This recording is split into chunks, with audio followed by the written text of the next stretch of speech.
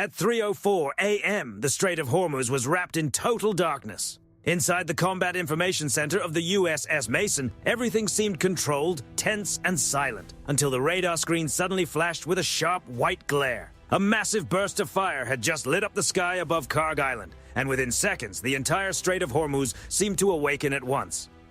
From the Iranian coastline, IRGC fast boats rushed out from hidden coastal inlets. Low-flying unmanned aircraft lifted into the night in coordinated waves. Sirens echoed across the American ships stationed offshore, cutting through the heavy silence of the sea. In that moment, Washington understood that the situation had crossed a line. The narrow waterway had turned into a full-scale battlefield. For the Islamic Revolutionary Guard Corps, the Strait of Hormuz was never just a shipping lane. It was a fortress, a natural choke point surrounded by rugged coastline, hidden launch sites, coastal caves, underground facilities, and years of preparation. As smoke climbed from the damaged area around Karg Island, Tehran immediately activated its naval emergency plan. More than 130 IRGC fast attack boats surged into the water. They were small, fast, difficult to track, and built for chaos. Their fiberglass hulls made them harder to detect, and their speed allowed them to move unpredictably through the narrow sea lanes. They slipped between massive commercial oil tankers, using the enormous steel ships as moving cover. To radar operators, the situation became a nightmare. Civilian vessels, military boats, thermal signatures, radar returns, and sea clutter all began blending into one confusing picture. Just above the waves, barely visible in the darkness, waves of Shahed 136 drones moved forward in synchronized patterns. Their purpose was not only to strike. Their real mission was to overwhelm, distract, confuse, and overload the defensive systems of the U.S. fleet. They were cheap, numerous, and effective as a screen. Every new radar contact forced the defenders to decide within seconds whether it was a real threat, a decoy, or part of a larger trap. At 3:10 a.m. on the decks of the Arleigh Burke-class destroyers, the air carried the sharp smell of ozone, hot metal, and sea salt. The Aegis combat system, the digital brain of the fleet, was pushed hard as new contacts appeared across the screens. On the tactical displays, target vectors multiplied faster than the crews could calmly process them. Multiple fast-moving contacts, bearing 045 to 110, the tactical coordinator reported over the internal communication system. Then the Mark 41 vertical launch cells came alive. White flames shot upward as ESSM interceptors launched into the night sky. These missiles formed the fleet's first defensive layer, racing outward to break up the drone waves before they could close the distance. The opening phase of the siege had begun. The operational picture in the Strait of Hormuz changed quickly. What had started as harassment turned into a carefully timed saturation operation. The Shahed drones moved first, acting as the front line. Behind them came the heavier threat, Iranian anti-ship cruise missiles such as the C-802 and Noor systems. These weapons flew extremely low, skimming just above the water, sometimes below 10 meters, hiding inside the natural clutter created by waves, spray, and reflections from the sea surface. The challenge grew even worse when Iranian operators used a shadowing tactic. They adjusted the missile paths so the weapons appeared to move along the same line as large commercial tankers. To the radar teams aboard the USS Mason, some incoming tracks looked like they were part of civilian shipping traffic until the final moments. In a place as crowded and narrow as the Strait of Hormuz, hesitation could cost the fleet precious seconds. At 3:17 a.m., inside the destroyer, the tactical action officer watched the radar picture fill with red indicators. The answer came almost instantly. From the Mark 41 launch system, SM-6 missiles lifted into the sky. These long-range interceptors used active radar seekers to search, lock, and engage incoming threats before they could enter the commercial shipping lanes. But the number of incoming contacts was overwhelming. The sky and sea were crowded with drones, missiles, boats, reflections, decoys, and civilian vessels. In the middle of the defensive fire, one damaged Shahed 136 continued forward. Its body was scorched, its engine still pushing it through the night, its dark outline cutting across the water toward the USS Mason's bridge. At less than 2,000 yards, the ship's final defensive layer took over. The Mark 15 Phalanx CIWS locked on. Its 20mm Vulcan cannon spun up with a mechanical roar, releasing thousands of rounds per minute and forming a last barrier between the ship and the incoming target. The drone broke apart just short of the hull, sending a towering wall of water against the side of the ship. That moment changed the way the crews understood the fight. This was not a simple contest between a modern navy and a weaker opponent. It was a contest of pressure, numbers, deception, and geography. The U.S. fleet had overwhelming power, but inside the narrow Strait of Hormuz, even a giant could be forced to react again and again until its defenses were strained. At 3:22 a.m., while the surface fleet fought to stabilize the situation near the Gulf of Oman, EA-18G Growler electronic warfare aircraft accelerated toward the strait. They were not carrying conventional bombs. Their main tools were ALQ-99 jamming pods, designed to turn the invisible electromagnetic battlefield into confusion.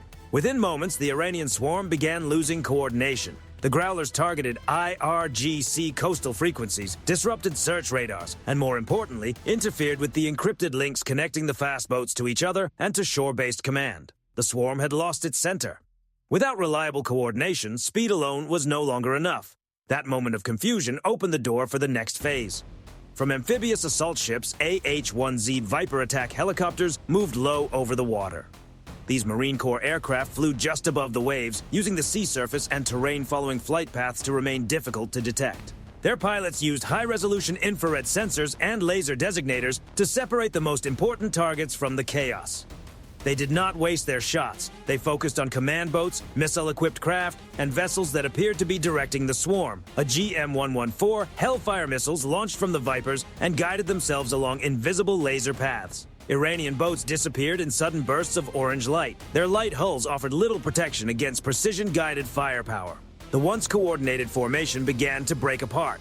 Without centralized command, the fast boats scattered. Some turned sharply and collided with nearby craft. Others launched unguided fire into the darkness with no clear picture of what they were aiming at.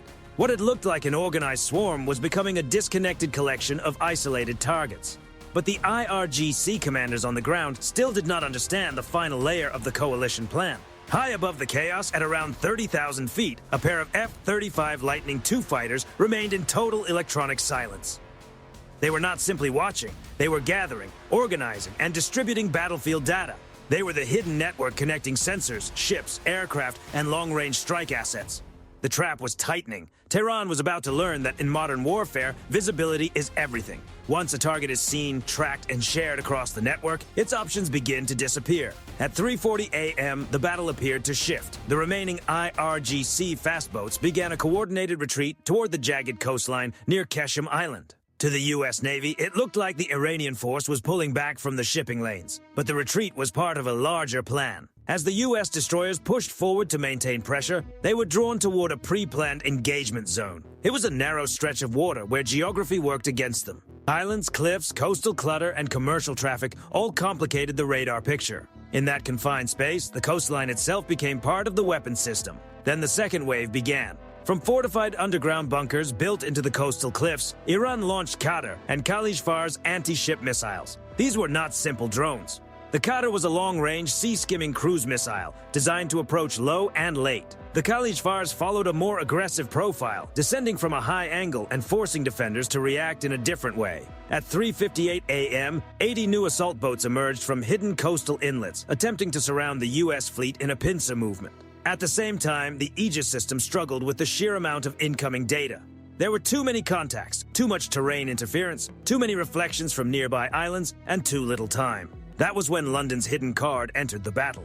For weeks, HMS Dragon, a British Type 45 destroyer, had been quietly shadowing the coalition force. It had been operating under strict emissions control, staying electronically silent and almost invisible to hostile sensors. To Iran's coastal systems, the Dragon was practically not there. But as the American radar picture became crowded inside the engagement zone, HMS Dragon finally revealed itself. Its Samson multi-function radar, mounted high on its distinctive mast, came online. Unlike older radar systems that could struggle in confined waters filled with terrain interference, Samson was built to separate real threats from clutter in complex environments. Within seconds, the radar cut through layers of confusion. It identified the low-flying Qadr missiles hiding near the surface and separated them from waves, coastline, and civilian traffic. The order came quickly. Fire Sea Viper. From the Dragon's Silver, a 5.0 vertical launch cells, Aster-15 and Aster-30 missiles shot into the dark sky. The British destroyer created a protective shield over the coalition force, intercepting incoming threats before they could reach the ships. One after another, Iran's carefully prepared second-wave assets were removed from the equation. The IRGC realized it too late. They had not drawn the Americans into a trap. They had stepped into a wider coalition ambush that had been prepared long before the first boat left the coastline. While HMS Dragon held the defensive line, the coalition shifted from survival mode to offensive control. Every minute spent inside the strait gave Iran time to reinforce its positions around Karg Island, a key point in the operation. But Iranian planners had misread the fight. They believed this was a ship versus ship contest. In reality, the battle was being directed from the shadows above. The F-35s, still operating in stealth mode, activated their advanced data link systems. They were no longer acting as ordinary fighters.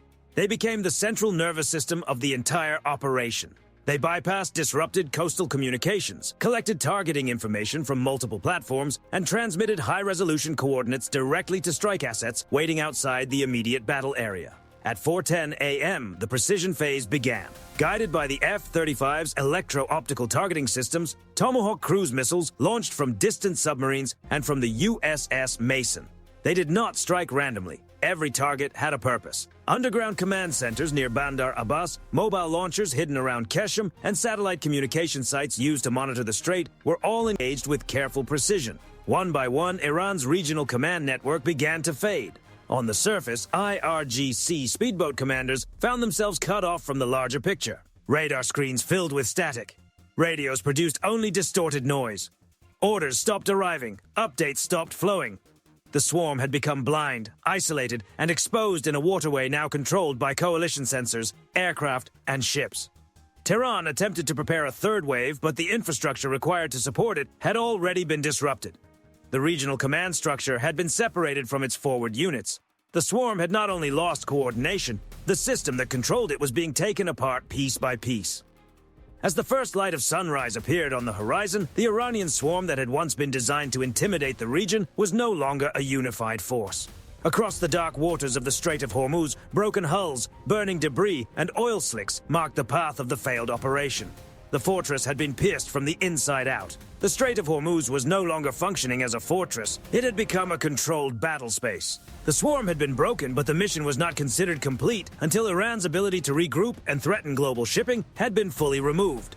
In the final phase, HMS Dragon continued to hold the air defense shield. Its Samson radar kept scanning the horizon, searching for any desperate long-range launch from deeper inside Iran. Under that protective cover, the USS Mason and AH-1Z Viper squadrons moved in to secure the area. The remaining IRGC fast boats were located, tracked, and disabled one by one. In such a narrow and strategically vital waterway, even a small surviving group could become a future threat to commercial shipping.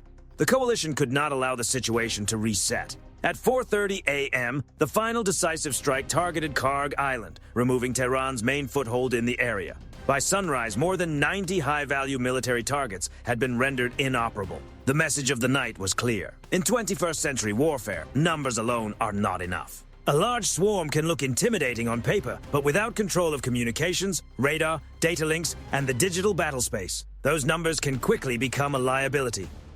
For the IRGC, the operation became a generational setback. For the US and its allies, it was proof that modern naval combat is no longer decided only by the size of a fleet or the range of a missile. It is decided by who sees first, who shares information faster, and who controls the invisible network surrounding the battlefield. This battle showed that modern combat does not truly begin when the first shot is fired. It begins the moment one side appears on the other side's sensor screen. From that point forward, every second matters. And as the wreckage of the clash drifted across the strait, one lesson stood above the rest. The most important system in the fight was not only the F-35's stealth profile, nor the Viper's firepower, nor the destroyer's launch cells. One of the most decisive tools was the Samson radar aboard HMS Dragon. Because in modern warfare, the greatest advantage is not simply striking harder. It is seeing clearly when everyone else is surrounded by confusion. The Samson radar turned Iran's attempt at concealment into a failed gamble. Low-flying missiles, fast boats, coastline clutter, and civilian traffic were all meant to create uncertainty. But once that uncertainty was stripped away, the entire strategy collapsed. In the Strait of Hormuz, the most dangerous moment is not when the enemy fires. It is when the enemy sees you first, tracks you silently, shares your position across the network, and gives you no time to respond. In this kind of war, being seen is not just a tactical problem. It means the clock has already started.